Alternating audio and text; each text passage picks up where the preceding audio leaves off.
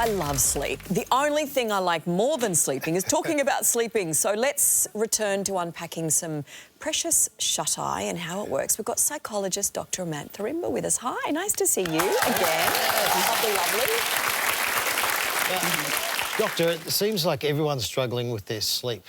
Why is it so? I think we're more aware of our sleep than ever before. And I mean, devices, they are a big culprit. We are glued to them, and we're glued to them at really bad times, like right before bed. Ideally, if you get off your device, at least half an hour before bedtime, if not 60 minutes is ideal.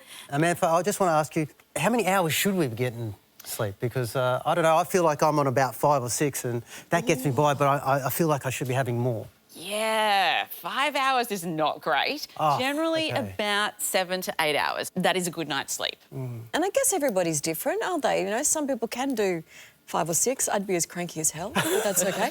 We checked in with our audience on what you guys are doing. 2 to 4 hours, 5% of you. 31%. Wait, what? Yeah, 2 to 4 hours. How do you do that? They should have time to wash their sheets then.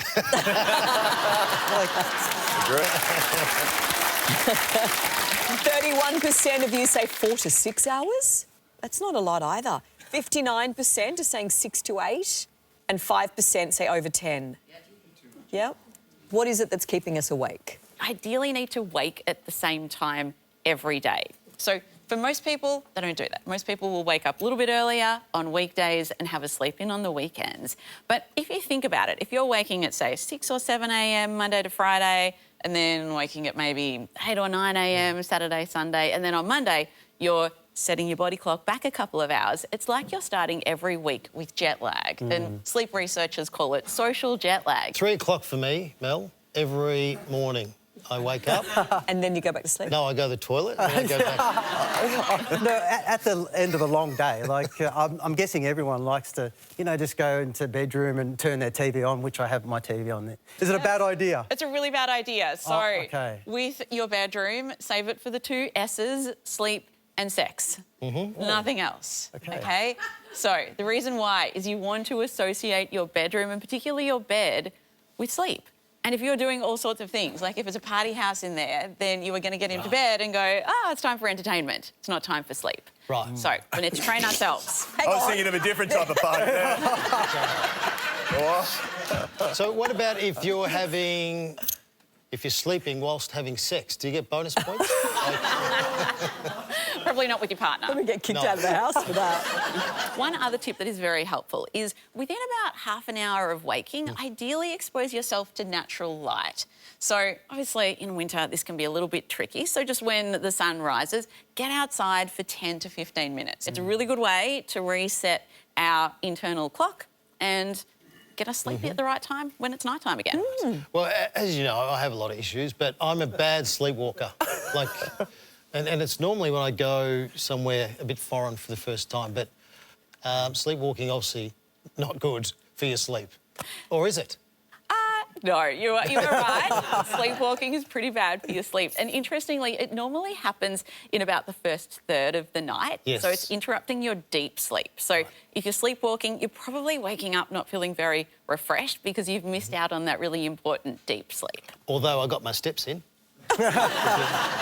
Would you wake up from it, or would you wander around and then go back to bed? Normally, yeah. Normally you sort of wake up wherever you are and then you sort of drift your way back to your bed, hopefully. I've ended up in a few hallways of hotels. How do you sleep in pyjamas? Yeah, well, I do now. But I He was exposing himself to the sunlight. So much to One of the big things that's happening now is everybody's tracking things. They're Shane was just talking about tracking his sleep.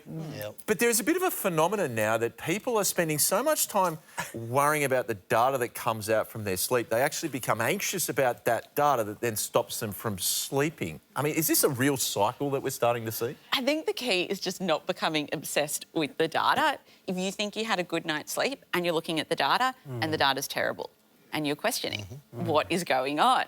And then I always just think, well, it's a problem with the data. So yeah, there's pros and cons to tracking. Can you get out of work that way, saying, listen, I didn't have a good night's sleep? My data said. It says, go easy and sit on the couch. Yeah, I don't think a bad sleep score is going to help.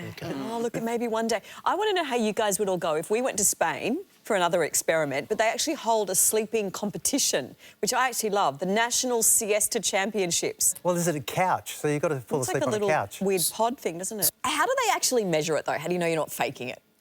Yeah, well, I mean, I follow this every year. I'm a big advocate for the Spain sleeping experiments. So it's quality of sleep, how quickly they fall asleep, and then snoring. Those are the 3 criteria to win the Spain sleeping competition. Are you a snorer? Don't know, I'm asleep. Probably. Anyway, but it's been, very informative. I've Thank you. enjoyed it. All right, we will take on some of those tips and we can all sleep better. Please thank Dr. Amantha Imber.